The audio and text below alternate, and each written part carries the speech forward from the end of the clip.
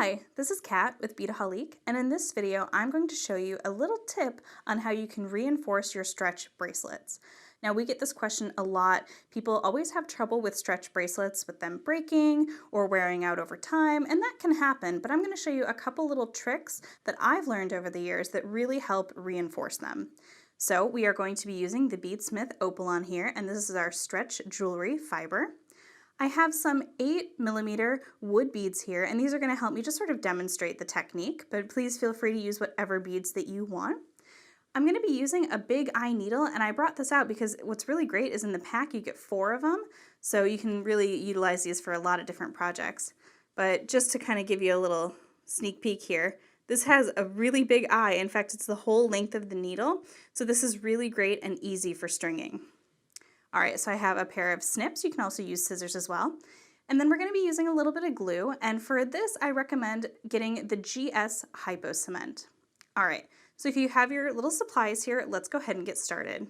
So we're going to begin by taking some of our opal on here, and we're just going to get a good long length, because what we're going to do is we're going to string through and then string back around. So you want to make sure that if you're doing a 7-inch bracelet, you want to get 14, but you also want to get a little extra because we're going to be doing some knots there as well. So I'm actually going to leave mine on the spool, and then that's an easier judge. So what I'm going to do is open my eye needle, slip on the opal on. Now the big eye needle does have a tendency to wear the opal on just a little bit because it can be a little sharp there, so you don't want to place it halfway down because you'll end up sort of sacrificing that opal on. But you can place it maybe an inch or two down from there because we're just going to end up cutting that off anyway. All right, so once you've gotten that ready to go, we're just going to string up our beads and go ahead and send them all the way down your stretch cord there. Now we love using opal on. It's the best that we found. It has the most flexibility and strength. So if you are looking to purchase some stretch cord, we do sell it at bedijat.com. And we sell many different sizes of spools, so if you're just getting into it and you just want to try it, we do sell small spools. We also sell big bulk packs, so it is whatever you guys need, we've got it. All right.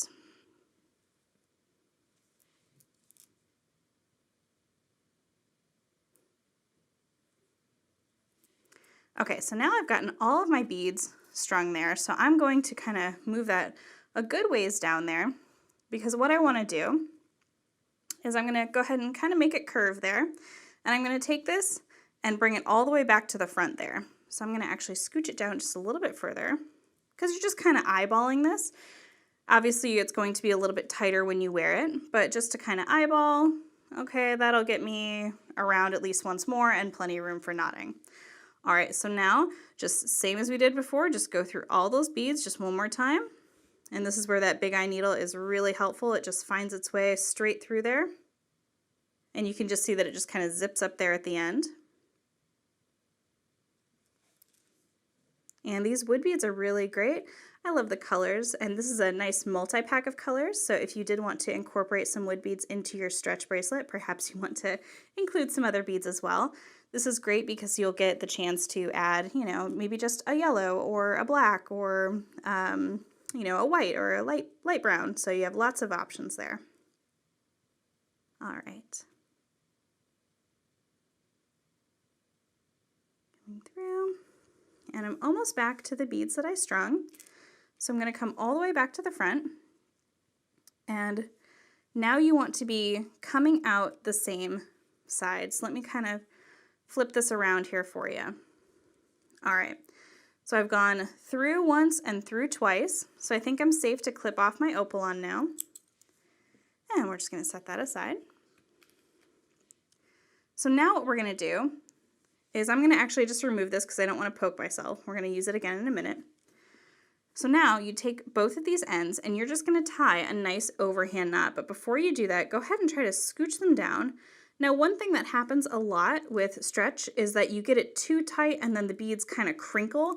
You don't want that. You want it to kind of feel a little bit loose, not too loose where there's going to be any thread showing, but a little bit sort of malleable. So what we're going to do is we're just going to take this and we're just going to tie one overhand knot right at the top there.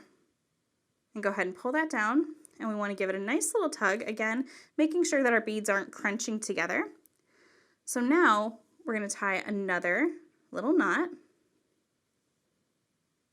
at the top. So what we're going to do now is I'm going to tie a third knot, but I'm going to do it a little different because I want to catch that bottom cord there, because if you see, the knots are on the top, not the bottom there. So what we're going to do is we're going to kind of link these together. So I'm going to take one of my cords and go down and sort of come up through there, and it makes a little loop, and I'm just going to string my cord through that loop. And what that does is that catches that second cord there. So let me give it a little tug. And now you can see that we have those cords tied together. So just repeat that with the other end, just the same way. So you kind of go through the center, come up, and go through your little loop, and tie a little knot. All right, so now that we have a nice, good knot that's happening there, nice and thick, so now what we want to do is we're going to take our big eye needle and open it. There we go. String it onto one side there, and I'm going to take this side and I'm going to go through this first bead here, and I'm going to go through the second bead. All right, go ahead and take that off, and you guessed it, we're just going to repeat that on the other side. Now you can try to get your stretch cord through there, but sometimes it can be a little flimsy, so if you are better working without the needle, you can do that as well. All right, so like we did on the other side, we're going through one bead and going through two. So now you can see what we have going on here is we have our knot there in the center and our two cords coming out here to the side. Now it's time to add a little dab of glue. And I'm just going to use a little baggie just to protect my work surface here. So the great thing about GS Hypo Cement is that it has this great little needle on the end that the glue comes out of, so you can really get it nice and tight in there. All right, so I'm going to kind of separate the beads there, and you can see my big knot that's happening there, and I'm just going to get a little bit of glue, kind of getting it all around there, just a little bit, all the way around the knot. There we go. All right. All right, I'm going to set that down real quick. Now here's the trick. Take one of your beads and slide it over the knot. And that is going to be your closure. So now you can kind of let everybody come together, and this is why you keep those sides out there to the side. So that brown bead right there has the glue inside of it. So he's going to kind of mold everything together. So now the trick is to let this sit for, I'd say, at least 24 hours because you really want a nice strong bond there. But what we've done is we've created a little knot, and we've sort of hidden it inside one of our little beads there. So I'm not going to stretch it out because I don't want that to happen right now, but I am going to go ahead and clip off the little sides here if you want. For a little extra reinforcement, if you are using a heavier stone, let's say you're doing this with gemstones, what you can do is you can take your little cord here, and you can actually kind of just repeat almost the whole little process that I just did of taking it, going through one bead there. We'll go through here, and then we're going to kind of come down and around and make a little loop and tie another little knot there.